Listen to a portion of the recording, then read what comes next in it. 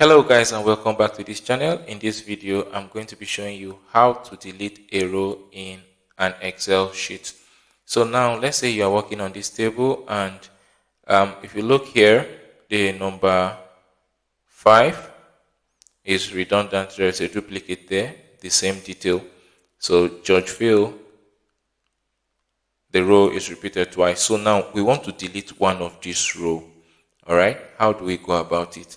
So basically, if you want to delete a row in Excel, what you have to do is you click here to highlight the row. Then you can simply right click any part in that row you want to delete, then click on delete. Then you will be asked what exactly do you want to delete. Is it the cell, shift up, shift left, or an entire row? So you select an entire row, then you click OK. The cell will be gone. Alright? Then after doing that, maybe you might have altered your serial number. If you look at it, 1, 2, 3, 4, 6. So if you want to correct it, the simple thing you have to do is simply highlight 1, 2, 3.